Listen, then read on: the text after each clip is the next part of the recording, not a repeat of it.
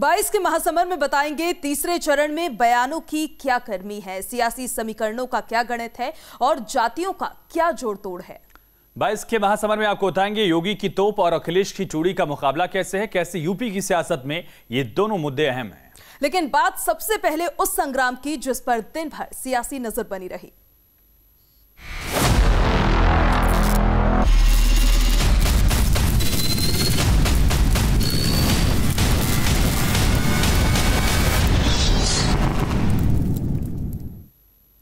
तीसरे चरण के संग्राम में महज 3 दिन से कम का वक्त है। 18 फरवरी को शाम 5 बजे के बाद तीसरे चरण का प्रचार भी थम जाएगा। ऐसे में तमाम दिग्गजों ने पूरी ताकत के साथ प्रचार को आगे बढ़ाया। जाटलैंड से शिफ्ट होकर चुनाव यादवलैंड और बुंदेलखंड में पहुंच चुका है। ऐसे में मुद्दे बदल गए हैं, समीकरण बदल गए हैं, तो चुनावी भाषणों का रंग भी बदला है। वार पलटवार अब पहले से तीखे हो गए हैं। बुंदेलखंड और अवध में भगवा और लाल में सीधी टक्कर सामने आने लगी है। प्रधानमंत्री नरेंद्र मोदी ने चुन चुनकर एक मुद्दे पर विपक्ष को निशाने पर लिया, तो वहीं अमित शाह समाजवाद की गढ़ मैनपुरी में रहे और समाजवादी पार्टी को निशाने पर लेते नजर आए। सीएम योगी ने झांसी, जालौन और कानपुर देहात में रैलियां की, वहां पर लोगों को संबोधित किया। तो मैनपुरी और फिरोजाबाद में भी अखिलेश यादव जब वहां पर मौजूद रहे, तो वहीं आपको बताते चले कि बांदा में बीएसपी सुप्रीमो मायावती मोर्चा संभालती नजर आई। भाजपा के राज में कोई बाहुबली नहीं है, उत्तर प्रदेश में है तो बजरंग बली है। और तो हमारा बुंदेलखंड का नौजवान इस बात को जरूर कहेगा कि मैं अपने दुश्मनों को छोड़ूंगा भी नहीं। ये भाईचारा बनाम भारतीय जनता पार्टी का चुनाव है। 300 सीट जीतने की जरूरत नहीं है। 300 सीट का काम एक ही सीट से हो सकता है। समझ में आया? चौथे चरण के बाद ही समाजवादी पार्टी की सरकार बन जाएगी। काम समाजवादी, काम तमंचावादी, सोच परिवारवादी, यही तो होता था। उनसे आप कोई उम्मीद करते हैं क्या? भारतीय जनता पार्टी के बूथों पर सन्नाटा छा जाएगा और भूत नाचेंगे। 22 की बिसात पर मुद्दों की महाभारत बुंदेलखंड और अवध के अखाड़े में है। तमाम सियासी दिग्गजों ने तीसरे चरण के लिए पूरी ताकत झोंक दी है। बीजेपी की कोशिश अपनी जमीन बचाने की है, तो अखिलेश की लड़ाई गढ़ को फिर से जीतने की। अखिलेश के गढ़ में अमित शाह है, तो अवध में प्रधानमंत्री का काफिला। दोनों के निशाने पर समाजवाद और परिवारवाद। सारे वाद, सारे विवाद एक तरफ और राष्ट्रवाद एक तरफ। यूपी के लोगों ने ठान लिया है कि होली आने से पहले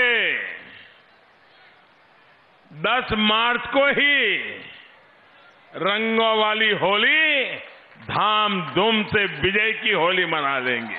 एसपी पार्टी है ना, कहने को ही समाजवादी पार्टी। एसपी के 2 सूत्र है, ऐसे संपत्ति इकट्ठा करना, पी से परिवार वालों को सत्ता देना। सीएम योगी आदित्यनाथ ने भी बुंदेलखंड की धरती से अपने चुनावी अभियान का मोर्चा संभाला। अखिलेश ने फिरोजाबाद में जनसभा को संबोधित किया। वहीं बांदा में बीएसपी अध्यक्ष मायावती ने बीजेपी और समाजवादी पार्टी को निशाने पर लिया। 2017 के बाद तो राशन मिल रहा है ना, राशन से संतुष्ट हैं? राशन के साथ दाल भी मिल रही होगी और रिफाइंड तेल भी मिल रहा होगा, 1 किलो नमक भी मिल रहा होगा। अगर सपा की सरकार होती तो पहले तो मिलता ही नहीं, और अगर भारत सरकार देती भी तो ये सब स्वयं हजम कर जाते हैं। 5 साल आपने देख लिए भारतीय जनता पार्टी के, अन्याय हुआ, भेदभाव हुआ, लोगों को परेशान किया गया, कारोबार ठप हो गया, काम नहीं हो पाया, घरों में बंद रहना पड़ गया, मजदूरों का काम छिन गया। बताओ, ऐसे बुरे दिन कभी अगर आपने देखे हो तो बता दो।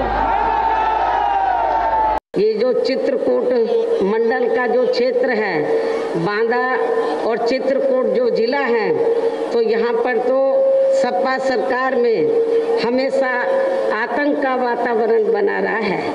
और यहाँ आप लोगों को मालूम है, मेरी सरकार बनने से पहले डकैतों का आतंक होता था, लेकिन जब बीएसपी सत्ता में आई तो हमने यहाँ डकैतों का जो आतंक था उसका सफाया किया। तीसरे चरण के संग्राम में लड़ाई यादवगढ़ के साथ बुंदेलखंड की है। 2017 के चुनाव को देखा जाए तो तीसरे चरण में बीजेपी मजबूत रही, लेकिन यहाँ के जातीय फैक्टर कांग्रेस और बीएसपी के लिए भी मुफीद रहे हैं। ऐसे में ओबीसी और दलित वोटर इन सीटों पर अहम हैं। बुंदेलखंड की इन सीटों पर 22% सामान्य वर्ग के वोट हैं। सामान्य वर्ग में ब्राह्मण और ठाकुरों की तादाद अच्छी खासी है। वैश्य समुदाय की भूमिका भी अहम मानी जाती है। 43% ओबीसी वोटर में कुर्मी निषाद के साथ कुशवाहा बड़ी तादाद में है। 26% दलित वोटर हैं, जिनमें जाटव और कोरी समुदाय की तादाद ज्यादा है। मुस्लिम, ओबीसी, दलित और ब्राह्मणों के साथ से बुंदेलखंड बीएसपी का गढ़ था, लेकिन 2017 में बीजेपी ने ओबीसी, ठाकुर, ब्राह्मण, दलित वोटर को साथ लेकर अपनी पकड़ मजबूत कर ली। बीजेपी विकास योजनाओं से इस किले को मजबूत कर रही है। ऐसे में किसी भी पार्टी के लिए बीजेपी का बुंदेलखंड का किला जीतना आसान नहीं है। Team news state. बुंदेलखंड में बीजेपी मजबूत है। 2017 में राष्ट्रवाद का रंग बीजेपी के साथ रहा था, लेकिन इस बार एसपी की रणनीति क्या है उसको हम 5 पॉइंट्स में समझते हैं।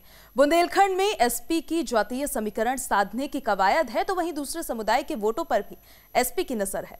समाजवादी पार्टी ने कुर्मी, दलित, कुशवाहा कैंडिडेट्स उतारे हैं। बुंदेलखंड में बीएसपी भी बीजेपी के लिए कड़ी चुनौती है। तो कुछ सीटों पर बीएसपी और बीजेपी उसमें सीधा मुकाबला देखने को मिलेगा।